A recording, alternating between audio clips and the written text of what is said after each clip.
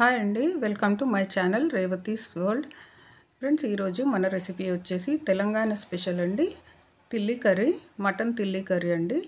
ఇది మటన్ లివర్కి అటాచ్ అయ్యి ఉంటుందండి.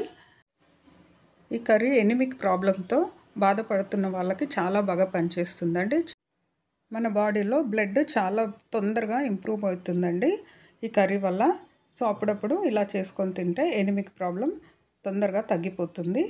ముందుగా ఈ తిల్లి ముక్కలన్నిటిని బాగా కడిగేసానండి. 2-3 సార్లు కడిగేసి మళ్ళీ కొంచెం పసుపు ఉప్పు కూడా వేసి క్లీన్గా కడిగేసాను. చూడండి, ఇక్కడ కొన్ని లివర్ ముక్కలు కూడా ఉన్నాయి.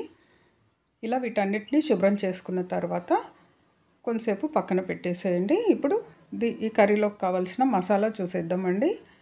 ఒక గుప్పెడు పుదీనా ఆకులు, గుప్పెడు కొత్తిమీర ఆకులు, కొంచెం పచ్చి కొబ్బరి అండి, అది కూడా ఒక గుప్పెడు అనుకోండి, పచ్చి కొబ్బరి ముక్కలు అండ్ పచ్చిమిర్చి అండి, ఒక 5-6 పచ్చిమిర్చి వేశాను నేను. ఇందులో కారం ఎక్కువగా వేసుకోవద్దండి. చాలామంది నీచు కూరల్లో కారం ఎక్కువగా ఉండాలంటారు, కానీ తినడానికి ఇంపుగా ఉండదు అలా. సో చూసి వేసుకోవాలి. అండ్ పిల్లలు కూడా చాలా ఇష్టంగా తింటారండి మనం కారం తక్కువ వేస్తే.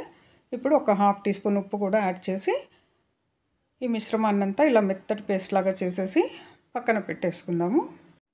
చూడండి, ఇప్పుడు ఇలా మెత్తగా చేసి పెట్టుకున్న పేస్ట్ని ఈ తిల్లి ముక్కలకి పట్టించేసేయాలండి. ఇలా బాగా ప్రతి ముక్కకు ఈ మసాలా అంతా చక్కగా పట్టుకునేట్టు కలిపేసేయండి చేత్తో.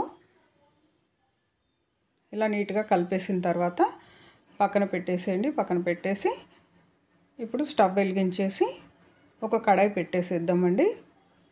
ఇలా కడాయి పెట్టిన తర్వాత మీరు ఆయిల్ ఎంత తింటారో దాన్ని బట్టి వేసుకోండి. ఇలా ఆయిల్ వేసుకోండి. ఆయిల్ వేడెక్కిన తర్వాత 2 మీడియం సైజ్ ఉల్లిపాయలండి ఇలా సన్నగా పొడుగ్గా ముక్కలు కట్ చేసి పెట్టేసుకోవాలి. ఇప్పుడు ఆయిల్ వేడెక్కిన తర్వాత ఈ ఆయిల్కి ఈ ఆనియన్స్ని యాడ్ చేసేద్దాము. బాగా ఫ్రై చేయండి.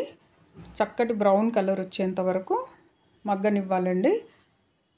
చూడండి, ఇలా మనకి ఆయిల్ లీవ్ చేస్తుండాలి, అప్పటి వరకు వేయించుకోవాలి ఉల్లిపాయలని. అప్పుడే ఈ నీచు కూరలన్నీ చాలా బాగుంటాయండి. ఇలా ఎర్రగా వేయించుకుంటేనే బాగుంటుంది. మటన్కైనా చికెన్కైనా ఏ ఫ్లెష్ కర్రీకైనా కూడా చాలా బాగుంటుందండి. తర్వాత 1/2 టీ స్పూన్ పసుపు వేస్తున్నానండి. పసుపు ఏ కర్రీస్లోనైనా కొంచెం ఎక్కువగానే వేసుకోండి, ఆరోగ్యానికి చాలా మంచిదండి. అండ్ 1 టీ స్పూన్ ఫుల్గా అల్లం వెల్లుల్లి పేస్ట్ వేసాను. అల్లం వెల్లుల్లి పేస్ట్ వేసిన తర్వాత పచ్చి వాసన పోయేంత వరకు వేయించుకోవాలి బాగా. ఇలా ఈ మిశ్రమం అంతా బాగా వేగిపోయిన తర్వాత మనం కలిపి పెట్టుకున్న తిల్లి ముక్కలన్నిటినీ ఈ పోపులోకి యాడ్ చేసేసేయాలండి. మసాలా అంతా ముందే కలిపి పెట్టేసాం కదా మనం. ఇప్పుడు బాగా ఈ తాలింపులో బాగా కలిసిపోవాలి. అడుగు నుంచి చక్కగా కలిపేసేయండి.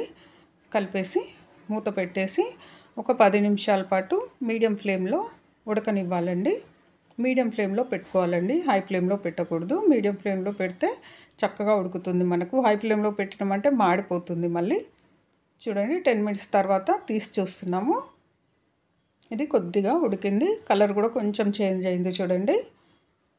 మళ్ళీ ఒకసారి బాగా కలిపేసేయండి. కలిపిన తర్వాత మళ్ళీ ఇంకొక 10 మినిట్స్ పెడదామండి. ఇంకో 10 మినిట్స్ కూడా మూత పెట్టేసి మగ్గనిద్దాము. ఇది రోటీలోకి, పూరీలోకి, రైస్లోకి కూడా చాలా బాగుంటుందండి. అన్నిటితో కూడా చాలా మంచి కాంబినేషను. తప్పకుండా ఇంట్లో అందరూ ట్రై చేయండి. ఇంట్లో పెద్దవాళ్ళు ఉంటారు కదా, 80 ఏళ్ళు దాటిన వాళ్ళు, మన అత్తయ్యలు, అమ్మలు, వీళ్ళందరూ కూడా చేసి పెడితే చాలా బాగా తింటారండి. మెత్తగా ఉంటాయి కదా పీసెస్. సో ఇప్పుడు ఒకసారి అంతా కలిపిద్దామండి. చూడండి, ఆల్మోస్ట్ ఉడికిపోయింది ముక్క. ఇలా ఒకసారి కలిపేసేయండి. ఇప్పుడు ఇందులోకి 1/2 టీ స్పూన్ కారం వేద్దామండి.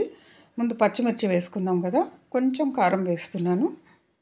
కలర్ చక్కగా ఉంటుంది అండ్ టేస్ట్ కూడా బాగుంటుందండి. ఆ తర్వాత 1 టీ స్పూన్ నిండుగా ధనియాల పొడి వేస్తున్నానండి. ఈ ధనియాల పొడి, కారపొడి వేసిన తర్వాత మళ్ళీ ఒకసారి కర్రీ మొత్తం మిక్స్ చేసేసేయండి. ఇలా మిక్స్ చేసుకున్న తర్వాత అవసరమైతే కొన్ని వాటర్ కూడా వేసుకోవాలండి, కొంచెం లూజ్గా కావాలనుకున్న వాళ్ళు. నేనైతే ఇగురే చేశాను. అయితే మిక్సీ బౌల్ కడుక్కున్న వాటర్ కొన్ని ఉన్నాయండి, చిన్న కప్పుతోటి వేసేసాను. ఇవి కరెక్ట్గా సరిపోతాయి మనకి. ఇప్పుడు మూత పెట్టేసి ఒక 15 నిమిషాలు సిమ్లో పెట్టి ఉడికించాలండి.